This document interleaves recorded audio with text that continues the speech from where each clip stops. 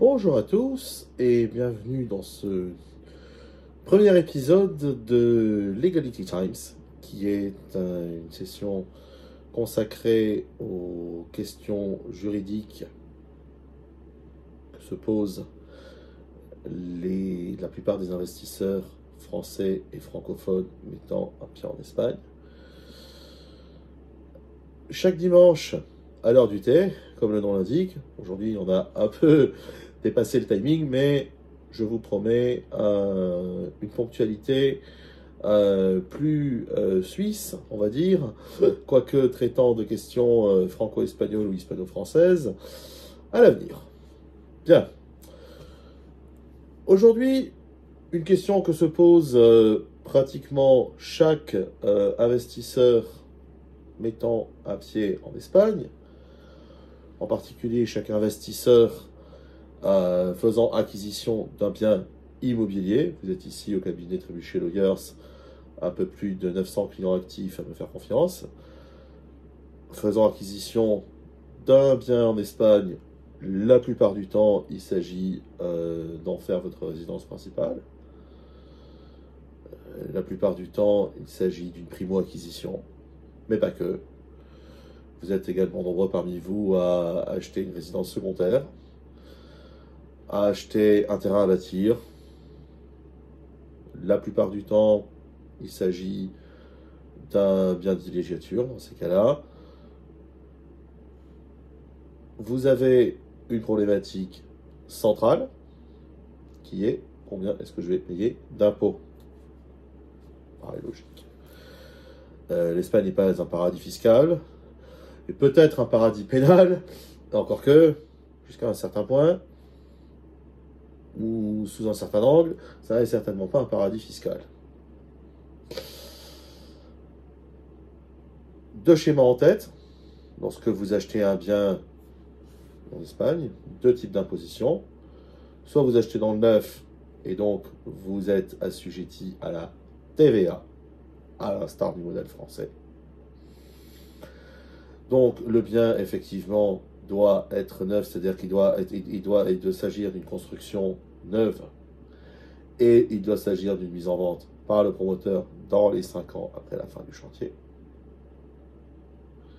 Ce détail est dans son importance parce qu'on a vu de plus en plus de constructions aux Baléares en particulier, et tout en particulier à Ibiza, visant à être des appart-hôtels ou des bungalows, et à défaut de licence touristique, ou à défaut d'exploitants, on s'est retrouvé à vendre des biens à usage d'habitation, d'ailleurs la plupart du temps sans les documents nécessaires. C'est une autre question qui sera abordée ultérieurement. Donc aujourd'hui, j'achète dans le neuf, je paie 10% de TVA. Le taux de 10% est réduit à 4% dans des cas très restreints lorsqu'il s'agit de biens, ce qu'on appelle bienes protegidas, qui sont des biens à usage sociaux, ou quand vous êtes dans le cadre d'un plan d'acquisition de l'une de ces viviendas, l'équivalent du PSLA, ou bien lorsqu'il s'agit d'une acquisition qui est concertée avec les collectivités publiques, la plupart du temps les municipalités, de façon à permettre à des primo-accédants d'acquérir, on va dire, d'acheter ces biens-là dans des conditions avantageuses, l'équivalent des AC en France. Le taux est réduit à 4%. Enfin, la plupart du temps, il s'agit d'un taux à 10% qui est payable au moment de l'achat et qui revient à l'État espagnol. Pas de différence avec la TVA applicable à l'achat en neuf en France. Vous achetez un terrain à bâtir, vous êtes assujetti, encore une fois, avec on va dire, certaines différences selon qu'il s'agisse d'un terrain en zone urbaine ou d'un terrain en zone rurale, vous êtes assujetti à l'ITP, Impuesto sobre la transmisión patrimonial.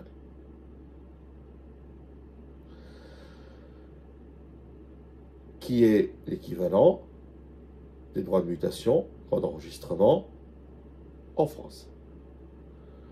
Vous achetez un bien dans l'ancien, vous êtes également assujetti à l'ITP qui est dans le taux national, alors, une fois qui est là dans le schéma, est bien différent du schéma français, comme disait Blaise Pascal, erreur en deçà des Pyrénées, vérité au-delà, on y est,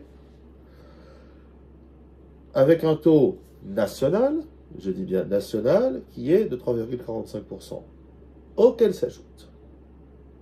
Et c'est en cela que je dis qu'on est bien au-delà du taux des droits de mutation de 5,09 ou de 5,80 en France, qui d'ailleurs dépend en grande partie des collectivités locales. Une partie va dans la poche des conseils généraux et puis l'autre va dans la poche des municipalités. Ici, c'est dans la poche des communautés autonomes que ça va. Il faut savoir que l'Espagne est beaucoup plus proche de l'État fédéral que de l'État unitaire, et chaque communauté autonome, la Catalogne est une communauté autonome, les Baléares sont une communauté autonome, le Pays Basque est une communauté autonome, on est peu ou prou sur le schéma des Länder allemands, et donc chaque communauté autonome applique additionnellement son taux. Pas de bol, la Catalogne a un taux parmi les plus élevés, qui était à 8%. Les Baléares ont le taux le plus élevé d'Espagne à 8,5%. Donc, rajoutant au taux de 3,45, donc vous avez aujourd'hui, que vous achetiez en Catalogne ou aux Baléares, vous avez un taux au titre de la transmission, c'est-à-dire au titre de l'achat, bien, un taux dont vous êtes redevable, vous, en tant qu'acheteur, et qui est de l'ordre de 11,5-12%. Valeur réelle du bien. La valeur réelle étant indexée sur la valeur cadastrale. Je vous rappelle que le cadastre, ici, en Espagne, est bicéphale, en réalité, puisque vous avez le catastro à proprement parler, qui est un service étatique, qui dépend du ministère de l'économie et des finances. Et vous avez le registro de la propriedad, qui dépend des municipalités ou bien des diputaciones forales, qui sont l'équivalent de nos conseils généraux, et qui sont des registres de la propriété, qui sont en fait des banques d'informations sur chaque propriété, chaque division parcellaire, donc chaque propriété indivise, et qui recense donc les informations et l'évolution, on va dire, de celle-ci en termes de titularité, en termes de charges.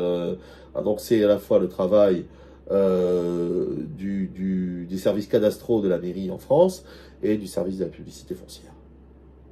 Donc, ce sont eux qui déterminent la valeur du bien, sachant qu'il peut y avoir différence entre le bien, la valeur du bien telle qu'indiquée par le cadastre et la valeur,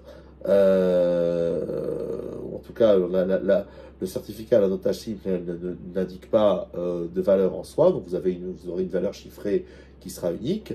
Par contre, vous pouvez avoir un bien tel que décrit par la nota simple et qui fera l'objet d'une valorisation, d'une taxation beaucoup plus élevée que le prix qui est indiqué par le cadastre. Il faut faire aussi attention là-dessus. Il est bien évident que en tant qu'acheteur, aussi bien on a intérêt à ne payer que ce qu'on achète, et certainement pas 1 euro au-dessus du prix réel de ce qu'on achète. On n'a surtout pas intérêt à être surtaxé sur un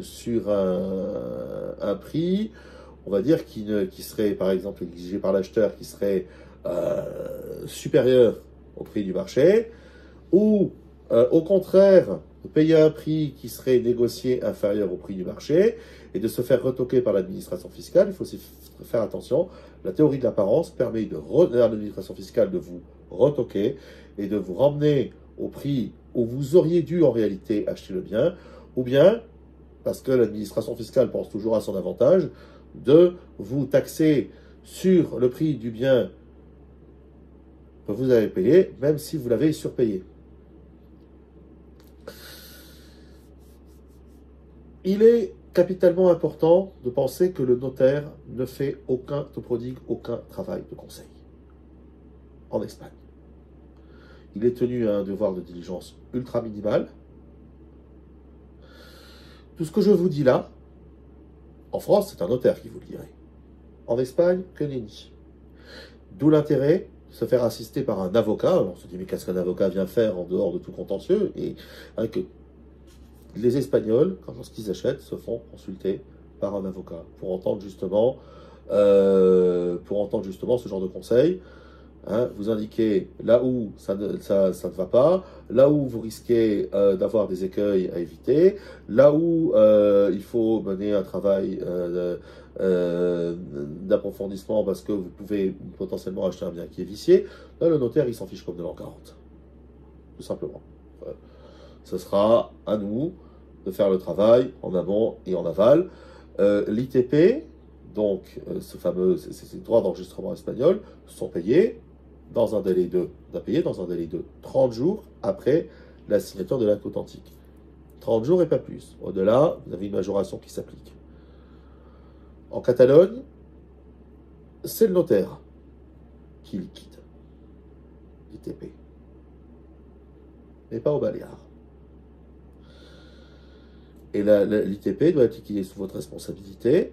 Donc, c'est ici un service qui s'appelle Gestoria, qui sont à la fois des experts comptables et des PRO, le PRO, comment dire en anglais, Public Relation Officer, et qui surtout vous servent à vous calculer, à vous payer vos impôts. Donc, c'est cette Gestoria qui fera le travail en aval. Trebuchet Lawyers dispose d'une Gestoria interne en la personne de David Villalobos Canals, et vous serez également accompagné sur ce terrain-là. Donc, pour résumer, l'ITP,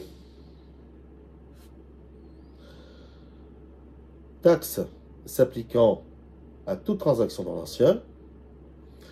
À cela s'ajoute l'AJD, donc impôt sur les actos jurídicos documentados, qui s'ajoute à tout acte notarié que vous allez passer donc sur la base, donc une imposition à 0,5, 1 ou 1,5% selon la nature de tout acte notarié que vous allez passer en marge de cet achat. Donc, si vous voulez notariser votre compromis de vente, vous serez imposé sur la JD. Si vous voulez séquestrer, parce que le notaire, ici encore une fois, ne sert pas de paymaster, non seulement il ne conseille pas, il ne sert pas non plus de paymaster, les fonds s'en vont directement, y compris les fonds réservataires, s'en vont directement sur le compte de l'acheteur, du vendeur, pardon, de l'acheteur sur le compte du vendeur. Donc, si vous voulez que le notaire séquestre ces fonds, ce qui à mon sens est conseillable, et ouvre un escrow account de façon à sécuriser les fonds objets du paiement de vos arts jusqu'au moment où vous allez régler le prix de votre achat, eh bien, il peut le faire, mais moyennant, bien sûr, des émoluments, moyennant les frais d'ouverture de l'escrow account qui peut aller jusqu'à 600 €, et moyennant le règlement de la JD, à savoir, alors en l'occurrence, il s'agit d'un taux de 0,5%, c'est-à-dire que vous allez repayer un 0,5% du montant, non pas du séquestre de 10% qu'il faut payer au moment des arts, mais du prix global du bien. Sachez-le aussi, c'est une sécurité, c'est une sécurité qui n'est pas automatique et qui surtout a un coût. Là où en France, ça serait fait d'office, avec peut-être des honoraires de notaire beaucoup plus élevés, mais un service qui serait inclus. Donc, on paye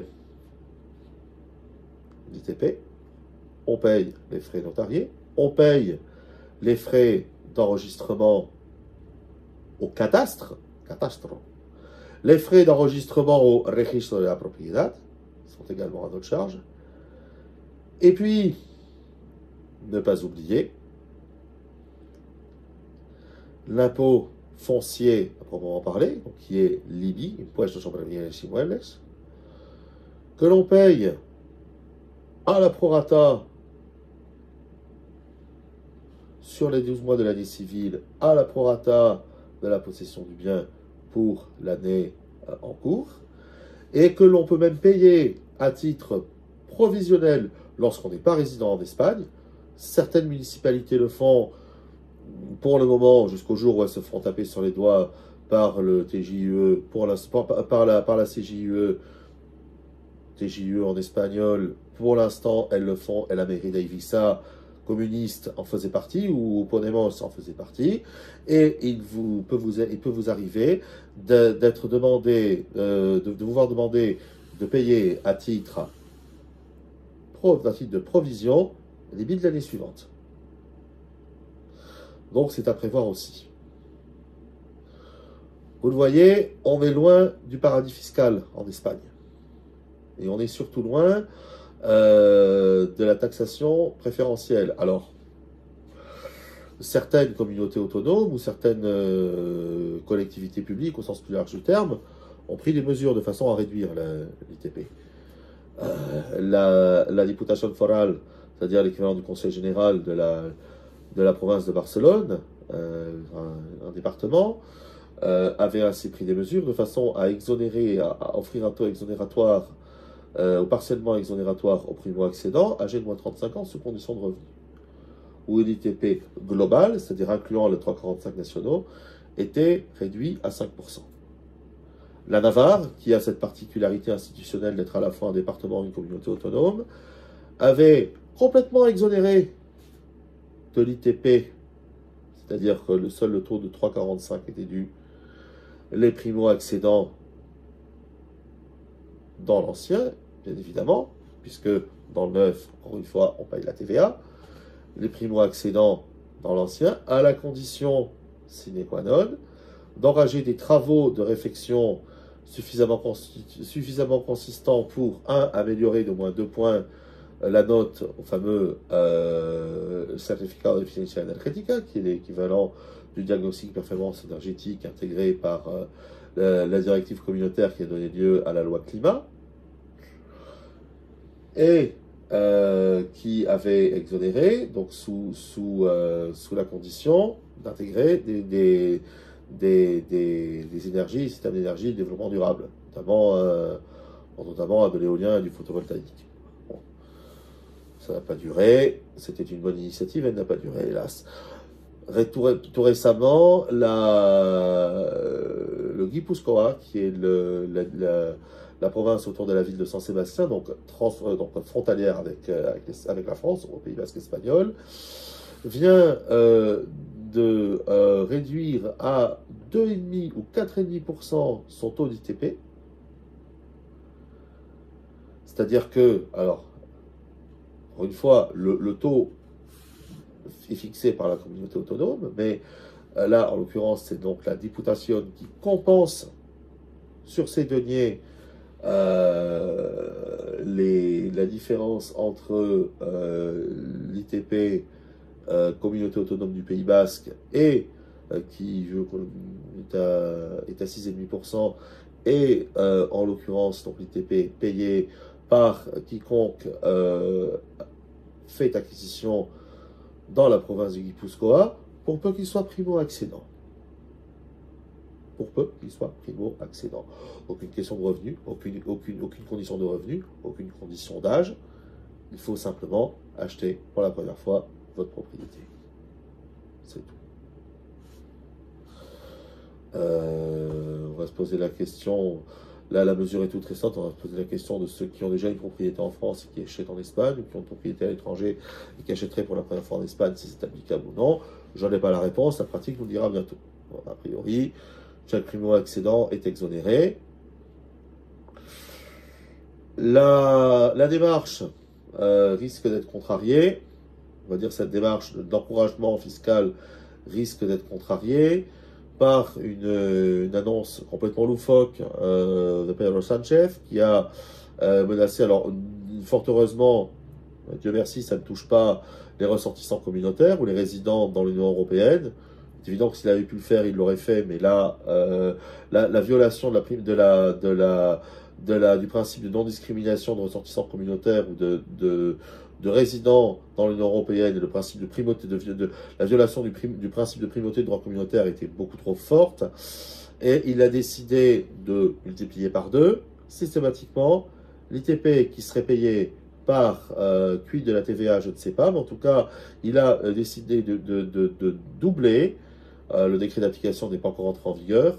Je ne sais pas s'il le sera. Il doit passer par les arcanes du Parlement.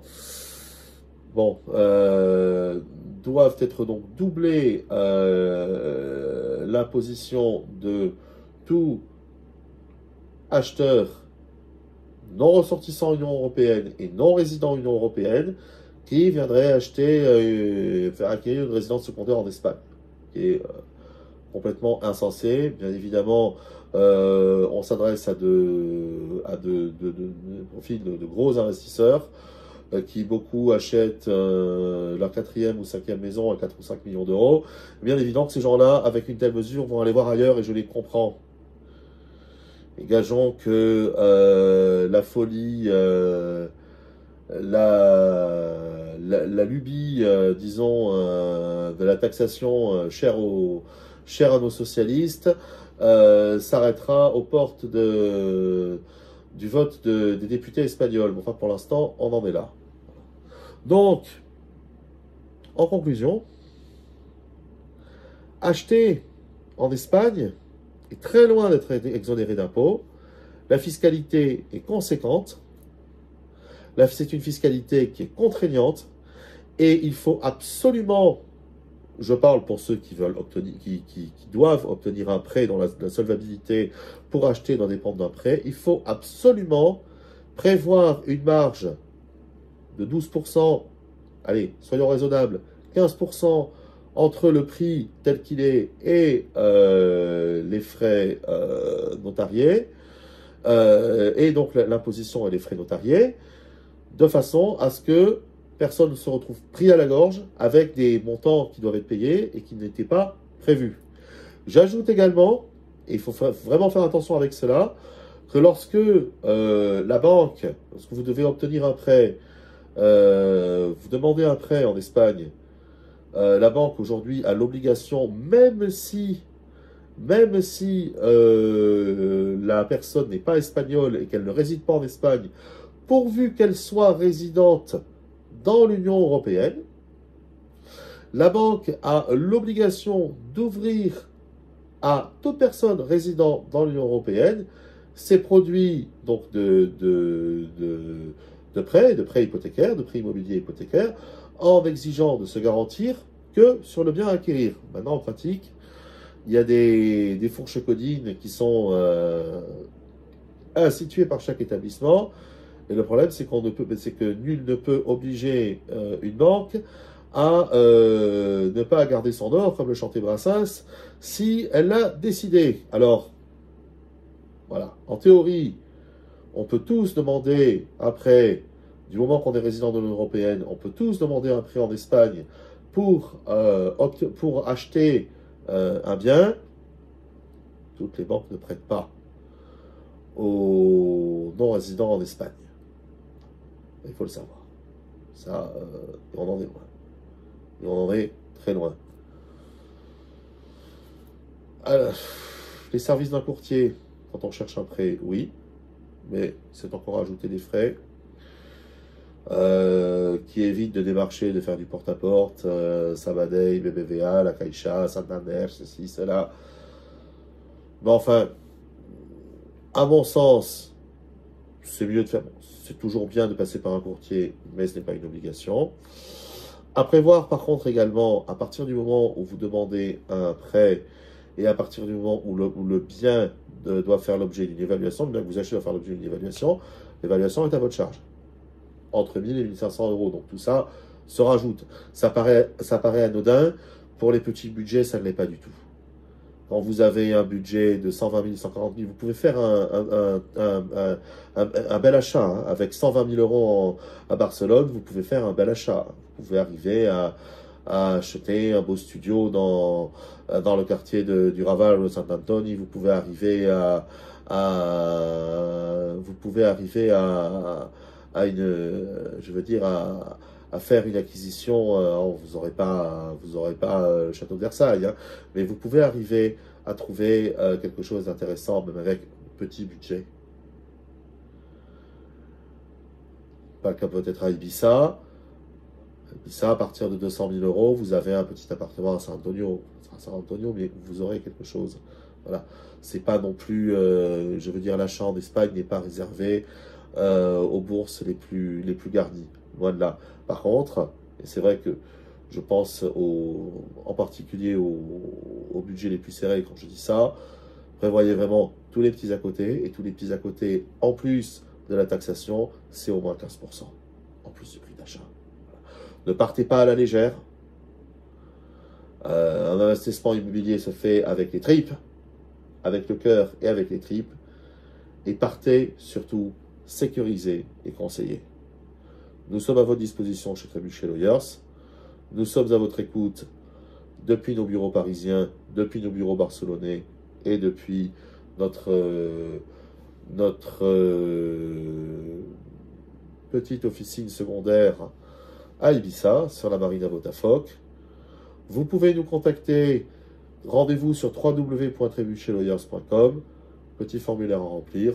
Vous nous contactez sans engagement pour un devis. Et nous sommes là. La semaine prochaine, comme un feuilleton américain, je suis propriétaire d'un bien qui produit des revenus. Je suis propriétaire en Espagne d'un bien qui produit des revenus.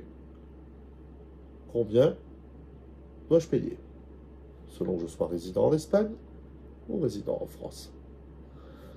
À la semaine prochaine. Et nous retrouverons donc chaque dimanche une nouvelle problématique qui sera développée en fonction de l'humeur du chef, en fonction également de vos goûts et de vos envies. N'hésitez pas à nous faire part de vos suggestions, toujours sur www.trébuchetlawyers.com. Et n'hésitez pas à nous liker sur les réseaux sociaux et à poster vos avis sur Google. Voilà. À bientôt donc pour un nouveau Legality Times dimanche prochain. À bientôt.